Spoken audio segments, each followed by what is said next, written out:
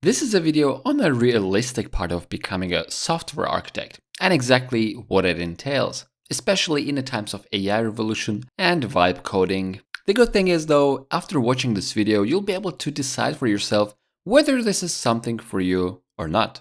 You see, a software architect is a person who is responsible for deciding how the building blocks of the whole platform or a module of the product should look like. For example, at a company that I work for, or pretty much any other large company, you'll have a software architect per team and an overarching software architect who's responsible for the set of teams, or in other words, a group of modules. Now, the career path of a software architect would usually look something like this. You would start as a junior software engineer, then a mid-level, senior level, or a tech lead at the same time. And at the end, if you choose the technical path and not the managerial path, you would end up being a software architect. Now here's the most important part of the video. There are some day-to-day tasks of a software architect and all of them require these 5 main skills. They are in a random order, so I would suggest to watch till the end because probably the very last one is actually also the most important one. And as you can expect, an architect actually relies on the IDE and the CLI just like any other software developer. But with a tool like Amazon Q Developer CLI, working becomes a much smoother and faster experience. Amazon Q Developer CLI provides the latest agentic experience to your terminal, something that uses the latest models of Claude and can basically chat with you if you want it to.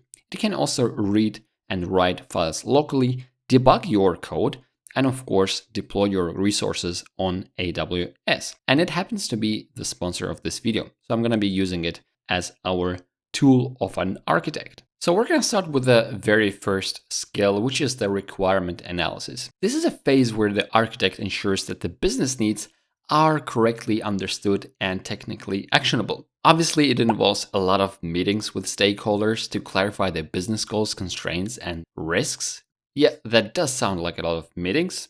And a software architect is probably coding or sketching out the architecture or actually architecting half of the time, and the rest of the time is involved in different types of meetings. Now, I mentioned the risks, and an organization would normally have a separate board for risks where they're being monitored and managed. Another important task is actually extracting and organizing functional and non-functional requirements. As Google tells us, non-functional requirements specify the criteria for how a system should operate rather than what it should do. So basically anything related to performance, security, usability, and reliability. Also, surfacing hidden assumptions or inconsistencies is something a software architect would also do. For example, if the overarching architects decide that we need to move to a module from microservices, then we need to test that potentially. With Amazon Q Developer CLI, testing such assumptions becomes much easier as it has access to all your cloud environment and all of your projects, meaning all of your repositories as well. So in order to test that, we can literally ask, how can the project be transformed into a modulith? Basically to understand the hidden future assumption. Now we'll get an answer. Obviously, we can dig into that.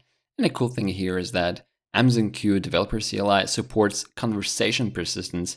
This means you can pick up the conversation right where you left off when you return to a project, without having to rebuild the context or repeat information. Now, the traditional tools will probably require some apps for documentation and diagrams, which is very important, and I'm gonna talk about this in a minute.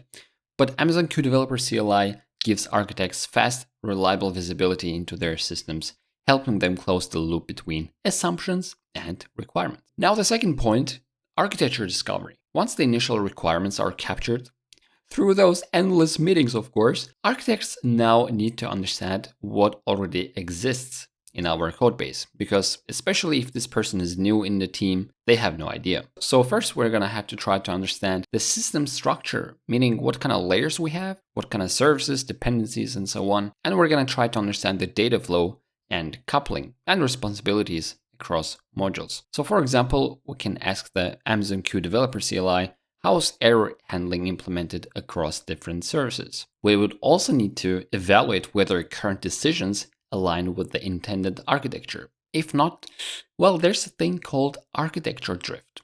And we can also spot this with the CLI. Is there an architecture drift in this project? It's basically going to compare the code within our project as well as our documentation. If there's a gap, then this is an architecture drift. And during the architectural discovery, obviously you will need to sketch out some things and diagram them. And here you can go either with a C4 or a 4+1 architectural models. Both of them are cool and widely used, but the C4 model is a more agile and developer-friendly approach to visualize this kind of software architecture, while the 401 model provides a more comprehensive and formal framework for representing complex systems. My personal opinion is that 4+1 model is the nicer one, and this is the one that I would normally go for. There are some tools that you would need to use to create those kind of models, but we're going to talk about them in a minute. All right, another important point is called pattern recognition. Once the existing system is understood, architects are going to look for recurring structures or anti-patterns and missing abstractions across the whole codebase. And that's going to include identifying common business logic that can be abstracted into shared components, or noticing architectural smells with the help of static code analyzers, plugins such as ArcUnit, or simply with the CLI. You can ask the AmazonQ CLI, hey, how is the logging handled across services? Just to make sure that there's no repeated error handling. The cool thing here is that AmazonQ Developer CLI has a support for context hooks, meaning you can give it a pre-hook for checking logging every time you give it a question. So let's say if you ask something about a specific module, it's automatically going to pre-check it for logging. Also, finding code that looks like a pattern, but it's kind of inconsistent across different modules. Again, the tools for this would be AmazonQ Developer CLI, static code analyzers such as SonarQube, or maybe ESLint or ArcUnit if you're using Java. Now, the fourth point would be refactoring suggestion. This is a time that architects often would recommend some changes to the teams. So when we talk about refactoring suggestions, an architect would simply look for violations of solid principles or something like tangled dependencies that would make testing overall or deployment really hard. Then they sketch out what the improved design should look like, sometimes in diagrams, sometimes in bugs or user stories, and then those get distributed across different teams and their respective product owners. Product owners, together with their teams, have to decide or rather prioritize when these bugs or user stories are going to be implemented and put them in their backlog. But they have to make sure that they do implement them, because if they don't, then the technical debt is simply going to be accumulated. And the last point, documentation generation, also the most important one in my opinion. Architects are often responsible for making sure that design decisions, system behavior, and dependencies are clearly communicated, meaning documented. So something like creating or maintaining architectural diagrams, writing API documentation, integration notes or README files, and keep in mind all of them are going to live in the same repository as well, or explaining why a certain design was chosen over alternatives, or simply keeping docs in sync with the actual system as it evolves in order to avoid the architectural drift. Now, the traditional tools are obviously markdown files, tools like Swagger or OpenAPI for REST API documentation, and obviously the architectural models that we discussed before, such as C4 or 4+1, and some kind of a tool that can help you diagram those.